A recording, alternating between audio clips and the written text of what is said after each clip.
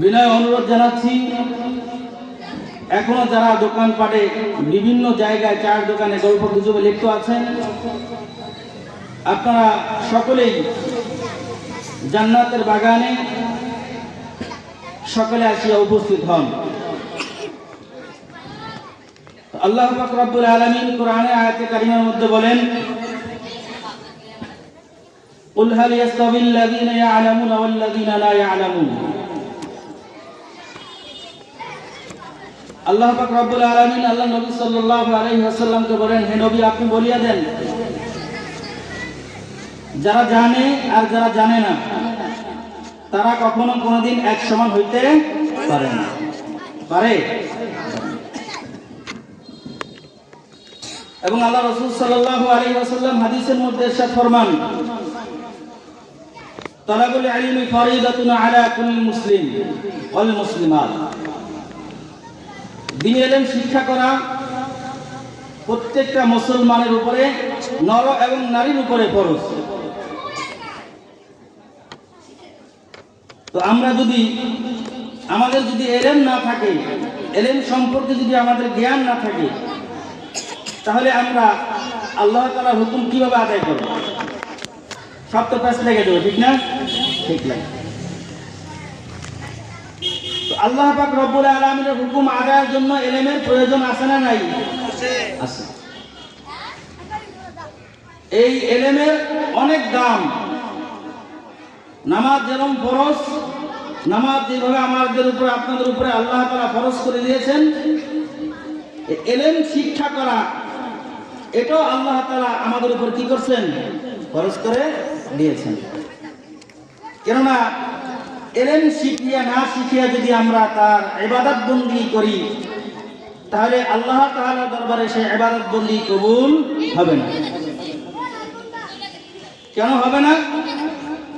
কারণ আল্লাহ তাআলা যেইভাবে আমাদেরকে তার হুকুম আদায় করার জন্য বলছেন, যদি ইলম জানা না থাকে তাহলে আমরা সেভাবে আদায় করতে পারবো না। আমাদের মন গড়া আমরা কি করবো? ইবাদত বন্দেগী করব। আর এই মন গড়া ইবাদত বন্দেগী করে কখনো জান্নাতের আশা করা যাবে না। কথা ঠিক না বা ঠিক? এজন্য ইলম শিক্ষা করা অনেক প্রয়োজন, খুব প্রয়োজন। আল্লাহ তাআলা আমাদের উপর ইলম শিক্ষা করা কি করছেন? ফরজ করে দিয়েছেন। সুতরাং আমরা নিজেরা ইলম শিখব এবং অপরকে কি করবো? ইলম শিক্ষা দিব। কারণ আল্লাহ রাসূল সাল্লাল্লাহু আলাইহি ওয়াসাল্লাম হাদিসের মধ্যে বলেন, বাল্লিগু আন্নী ওয়ালাউ আয়া, যে আমার পক্ষ হতে একটি বাণী হলেও অন্যের কাছে পৌঁছে দাও। এর অর্থ হলো, তুমি নিজে যা কিছু শিখো দিন সম্পর্কে, এই বাণীটা, এই খবরটা অপর একজন মুসলমান ভাইয়ের কাছে কি করবা? পৌঁছায় দিবা, যেন সেও তোমার মতো আমল করে পরকালে জিন্দেগি সাজাইতে পারে। এজন্য দ্বীনি ইলম নিজেও শিখবো এবং অপরকে কি দিব? শিক্ষা দিব। যেরকম ভাবে আমরা কি করছি? মাদ্রাসায় লেখাপড়া করছি, লেখাপড়া করার পরে একটা পর্যায়ে লেখাপড়া শেষ করার পরে এই মাদ্রাসা কি করতেছি? এখন খেদমত করতেছি। আমাদের যে সমস্ত তোমরা ছাত্ররা পড়াশোনা করতেছো, তোমরা তো এক সময় কি করবা? এই চেয়ারে বসবা। তোমরা এই জায়গায় বসিয়া কি আবার কি করবা? অন্য মানুষদের কি করবা? আল্লাহ রাসূল সাল্লাল্লাহু আলাইহি ওয়াসাল্লাম উম্মতদেরকে, আল্লাহ তাআলার পথ-বলা বান্দা-বান্দীদেরকে কি দিবা? ইলম শিক্ষা দিবা। এজন্য ইলমের এত গুরুত্ব, একজন তালেবে ইলমের এত গুরুত্ব, একজন হাফিজে কোরআনের এত গুরুত্ব, যা বলে শেষ করা যাবে না। আল্লাহ তাআলা কোরআনুল কারীমের মধ্যে বলেন, আল্লাহ তাআলা বলেন, 4 শ্রেণীর লোক জান্নাতে যাবে। কয় শ্রেণীর লোক ভাই? 4 শ্রেণীর লোক জান্নাতে যাবে। আল্লাহ তাআলা এর পর্যায়ে বলেন, 4 শ্রেণীর লোক জান্নাতে যাবে। 4 শ্রেণীর লোকদের মধ্যে প্রথম নাম্বার যে শ্রেণীটা হলো, যারা আল্লাহ তাআলার রাস্তায় শহীদ হয়ে গেছেন, তারা আল্লাহ তাআলার জান্নাতে বিনা হিসেবে যাবে। জোরে বলেন সুবহানাল্লাহ। যারা আল্লাহ তাআলার দ্বীনের জন্য নিজের জীবনকে কোরবানি করে দিয়েছেন, নিজের জীবনের সমস্ত কিছু উৎসর্গ করে দিয়েছেন এবং তারা দিনকে জিন্দা করার জন্য আল্লাহর হুকুমকে, রাসূলের বিধানকে দুনিয়ার জমিনে কায়েম রাখার জন্য, প্রচলিত জারি রাখার জন্য যারা আল্লাহর রাস্তায় জিহাদ করে শহীদ হয়ে গেছেন, আল্লাহ তাআলা বলেন আমার ওই সমস্ত বান্দা বান্দীদেরকে আমি আল্লাহ তাআলা বিনা হিসাবে জান্নাতে দিয়ে দিব। 2 নাম্বার হলো যারা কোরআনে হাফেজ, তাদেরকে আল্লাহ তাআলা বলেন যারা কোরআনে হাফেজ হবে তাদের জন্য বিরাট সুসংবাদ, তাদের মাতা পিতার জন্য বিশাল বড় সুসংবাদ রয়েছে। আল্লাহ তাআলা বলেন যারা আমার কোরআনকে সংরক্ষণ করবে যার সিনার ভিতরে, আমি আল্লাহ পাক রব্বুল আলামিন এই সমস্ত কোরআনে হাফেজদের মা বাবাদেরকে কাল রোজ হাসরের ময়দানে নূরের টুপি পরাইয়া আমি আল্লাহ তাআলা বিনা হিসাবে জান্নাতে দিয়ে দিব। এজন্য কোরআন হাফেজের দাম আছে না নাই? এরপর রাসূল কারীম সাল্লাল্লাহু আলাইহি ওয়াসাল্লাম হাদিসের মধ্যে বলেন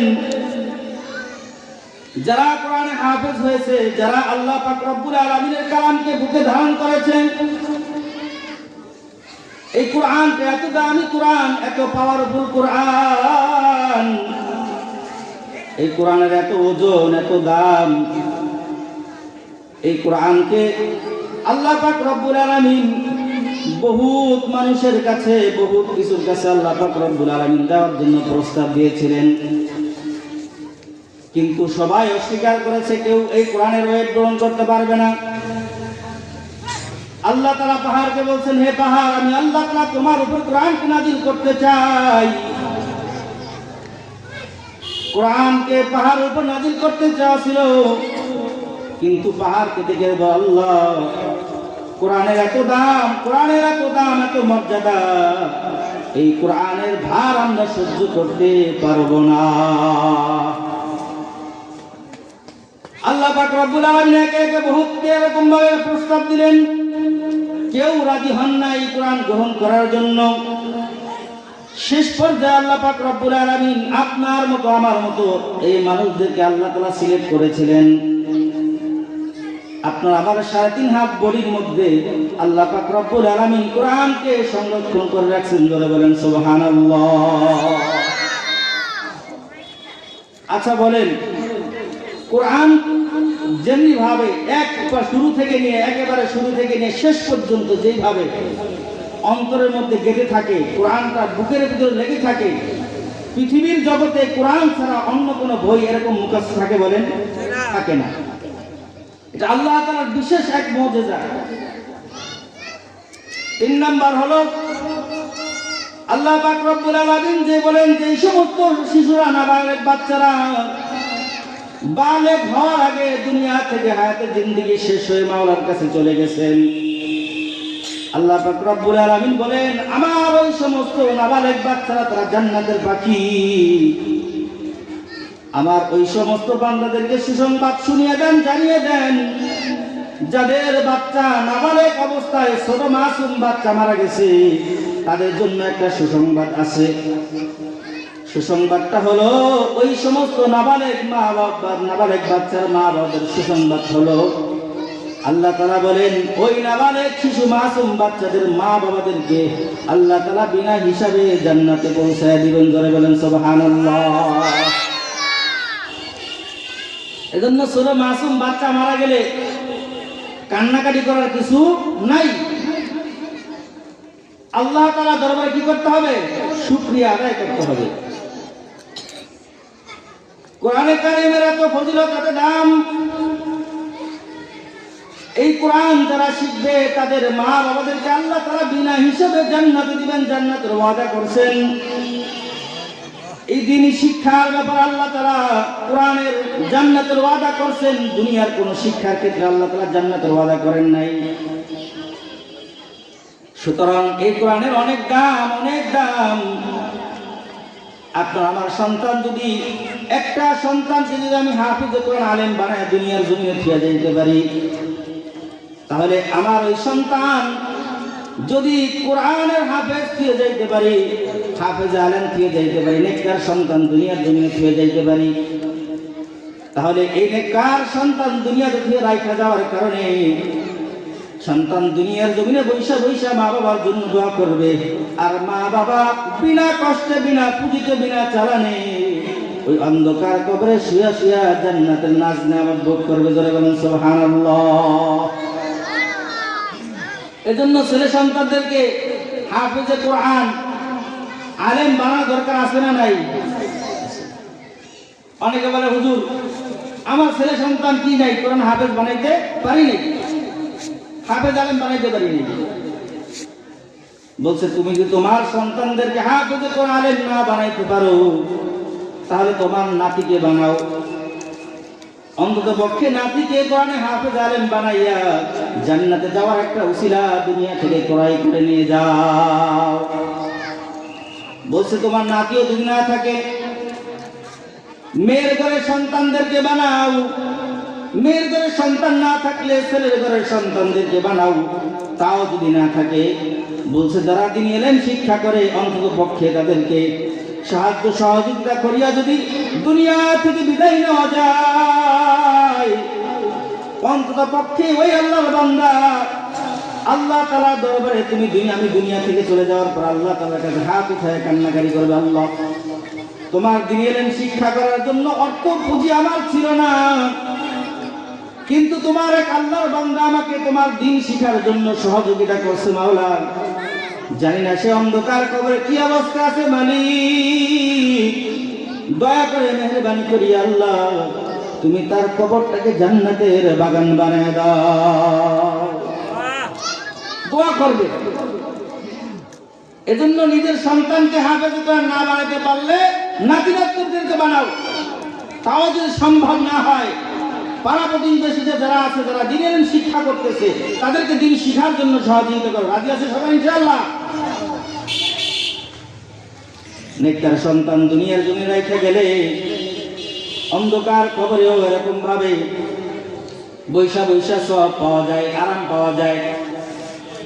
মালিক ইবনে দিনার রাহমাতুল্লাহ আলাইহি যখনই কোনো জায়গায় যাইতেন, যখনই কোনো কবরস্থানের পাশ দিয়ে, গোরস্থানের পাশ দিয়ে যখন যাইতেন, মালিক ইবনে দিনার রাহমাতুল্লাহ আলাইহির একটা বৈশিষ্ট্য ছিল, একটা গুণ ছিল যে মালিক ইবনে দিনার রাহমাতুল্লাহ আলাইহি যখনই কোনো কবরস্থানের, গোরস্থানের পাশ দিয়ে যাইতেন, তখনই ওই কবরের মাইয়্যিতদের জন্য কিছু কোরআন তেলাওয়াত করিয়ে সওয়াব করিয়া যাইতেন। জোরে বলেন সুবহানাল্লাহ।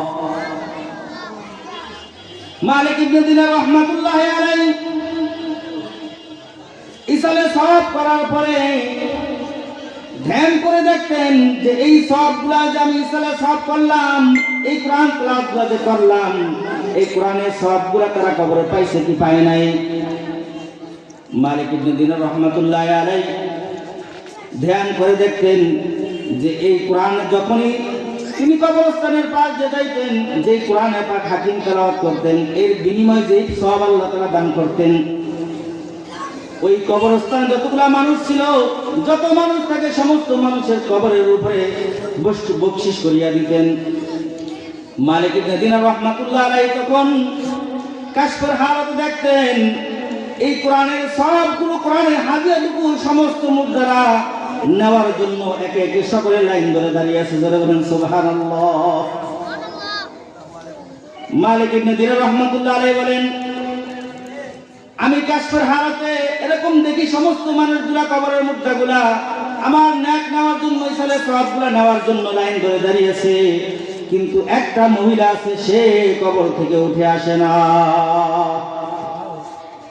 একজন আসে না, সবাই আসে লাইন ধরে নেওয়ার জন্য। কিছুদিন অতিবাহিত হওয়ার পরে মালিক ইবনে দিনার রাহমাতুল্লাহ আলাইহি আবার ওরকম ভাবে কবরের উপরে ইসালে সওয়াব করলেন কোরআন তেলাওয়াত করিয়া। এখন দেখতেছেন যে ওই যেই মহিলাটা এতদিন পর্যন্ত নেক নেওয়ার জন্য আসে নাই, আজকে ওই মহিলাটাও নেক নেওয়ার জন্য আসিয়া উপস্থিত। মালিক ইবনে দিনার রাহমাতুল্লাহ আলাইহি প্রশ্ন করেন, হে আল্লাহর বান্দি, আমি যতদিন পর্যন্ত, আজকে বহুদিন যাবত আমি এই কবরের পাশ দিয়ে যাই, এই কবরের মুদ্রার জন্য, এই কবরস্থানে যে সমস্ত মাইয়েতরা শুয়ে আছেন তাদের জন্য আমি প্রতি দৈনিক যখন এই কবরস্থানের পাশ দিয়ে হাঁটিয়ে যাই, তখনই আমি কিছু ইসালে সব করে কিছু নেক আমল তাদের জন্য পাঠানোর চেষ্টা করি। এতদিন পর্যন্ত আমি তোমাকে দেখিনি আসতে, কিন্তু আজকে কি এমন হয়ে গেল? এতদিন আসো না, আজকে কেন নেক নেওয়ার জন্য আসছো? কারণটা আমি তোমার কাছে জানতে চাই। যারা বলেন সুবহানাল্লাহ। মালিক ইবনে দিনার রাহমাতুল্লাহ আলাইহি প্রশ্ন জবাবে মহিলা বলেন, ও আল্লাহর বান্দা, ও আল্লাহর ওলি, শোনো, এতদিন পর্যন্ত আমি কেন আসি না? এটার কারণটা হলো আমার একটা নেককার সন্তান কোরআনে হাফেজ আমি দুনিয়ার জমিনে রেখে আসছিলাম। জোরে বলেন সুবহানাল্লাহ। একটা কোরআনে হাফেজ আমি দুনিয়ার জমিনে রেখে আসছিলাম। আমার ওই কোরআনে হাফেজ সন্তান দোকানদারি করত। যখনই দোকানের ফাঁকে ফাঁকে, কাস্টমারের ফাঁকে ফাঁকে সুযোগ পাইতো, তখনই আমি মায়ের জন্য, আমার ওই রেখে আসা দুনিয়ার নেককার সন্তান আমার জন্য কোরআন তেলাওয়াত করিয়া আমার আল্লাহ পাক রব্বুল আলামিনের কাছে দুটো হাত ধরে বলতো, রব্বুল আলামিন, আমার মা বাবা দুনিয়ার জমিনে আমার জন্য বহুত কষ্ট করেছে। আল্লাহ, তোমার কালাম শিখার জন্য, আমার তোমার কালামকে শিক্ষা দিয়া আজকে আমার মা বাবা আমাকে এতিম বানিয়ে দুনিয়ার জমিন থেকে চলে গেছে। আল্লাহ, জানি না রে মাবুদ, আমার মা অন্ধকার কবরে কি অবস্থা আছে। আল্লাহ,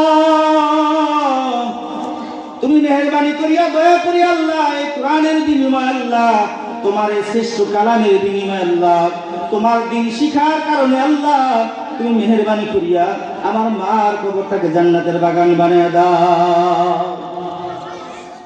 ও মালিক ইবনে দিনার, আমার সন্তান প্রতিদৈনিক আমার জন্য এরকম ভাবে নেক পাঠাইতো, সুতরাং তোমার নেকের আমার প্রয়োজন হয় নাই। আমার সন্তান আমার জন্য যে দোয়া করছেন, যে নেক পাঠাইছেন, এজন্য আমি পরিতৃপ্ত ছিলাম, এজন্য আমি তোমার নেক নেওয়ার জন্য আসি নাই। আজকে আমার দুনিয়ার সেই নেককার সন্তানটা আল্লাহ পাক রব্বুল আলামিন আমার দুনিয়ার সেই নেককার গাছের ফল খাওয়ার যে বৃক্ষটা আমি দুনিয়ার জমিনে রোপণ করে আসছিলাম, আমার সেই বট বৃক্ষটা আজকে দুনিয়ার জমিন থেকে বিদায় নিয়ে চলে আসছে। সুতরাং এই জন্য আমি কি করছি? আজকে তোমার নেক নেওয়ার জন্য আসছি। এই জন্য এখন বলেন, কোরআনে হাফেজের মূল্য আছে না নাই? আছে। সুতরাং আমরা সকলেই দিনের নিজে শিখবো এবং অপরকে কি দিব? শিক্ষা দিব। এবং যাদের আমাদের ছেলে সন্তান এখন শিক্ষা দেওয়ার মতো আর সুযোগ এখন নাই, আমরা কি করব? আমাদের ছেলেদের সন্তান হোক, চাই মেয়েদের সন্তান হোক, অন্তত পক্ষে একটা হলেও আমরা কি করব? দুনিয়াতে হাফেজে কোরআন আলেম বানাইয়া তারপর অন্ধকার করে যাবো। রাজি আছেন ইনশাআল্লাহ? যদি দুনিয়ার জমিনে এই ফল গাছ, যদি এই বট বৃক্ষ যদি দুনিয়ার জমিনে বীজ রাইখা যাইতে পারি, তাহলে এই কথা বিশ্বাস করেন যে আপনার জন্য, আমার জন্য এই দুনিয়াতে রেখে যাওয়া হাফেজে কোরআন আলেম যারা আছে, তারা একদিন হলেও, মনের ভুলে হলেও, মনের অজান্ত হলেও দোয়া করবে যে আল্লাহ, অমুক লোকের বিনিময়, আমার নানার বিনিময়, আমার দাদার বিনিময়, দাদার কারণে আমি দিনে এলেম শিখতে পারছি। আল্লাহ, তুমি আমার দাদাকে, আমার নানাকে, আমার নানিকে, আমার মাকে, আমার চাচাকে, ভাইকে আল্লাহ তুমি জান্নাত নসিব করো। জোরে বলেন সুবহানাল্লাহ। এজন্য আপনাদের কাছে বিরতি আবেদন জানাচ্ছি, যাদের ছেলে সন্তানদেরকে এখনো মাদ্রাসায় ভর্তি করান নাই, ভাই আপনাদের কাছে অনুরোধ, আপনারা দিনই শিক্ষা দেন, তাতে কোনো সমস্যা নাই। কথা একটাই, আপনি প্রাথমিক শিক্ষাটা আপনি ইসলামী শিক্ষা দেন। প্রাথমিক শিক্ষাটা ইসলামী শিক্ষা দিয়ে তারপর আপনি জেনারেল লাইনে পড়ান, কোনো আপত্তি নেই। যদি প্রাথমিক শিক্ষাটা যদি ইসলামী শিক্ষা হয়, তাহলে কোনোদিন ওর দ্বারা গুন্ডামি, চাঁদাবাজি, ধোঁকাবাজি হইতে পারে না। আল্লাহ পাক রব্বুল আলামিন আমাদের সকলকে, আমরা যেন প্রত্যেকটা ঘরে, প্রত্যেকটা সকলে নিয়ত করি যেন আমরা দুনিয়াতে কোরআনে হাফেজ ছেলে সন্তান, নাতি নাতর, আত্মীয় স্বজন, পাড়া প্রতিবেশী তাদেরকে আমরা কোরআনে হাফেজ আলেম বানায়া দিতে পারি। আল্লাহ পাক রব্বুল আলামিন আমাদের সকলকে তৌফিক দান করেন, সকল বলেন আমিন। ওয়া মা তাওফিকি ইল্লা বিল্লাহ। যা কিছু আলোচনা করলাম আমাকে সহ শ্রোতাবিন্দু যারা আছেন আল্লাহ তাআলা সকলকে আমল করার তৌফিক দান করেন, সকল বলেন আমিন। আসসালামু আলাইকুম ওয়া রাহমাতুল্লাহ। আলহামদুলিল্লাহ, বারাকাল্লাহু ফি হায়াতিহি। প্রিয় মুসলিম তাওহীদি জনতা, সম্মানিত মুসলিম মিল্লাত,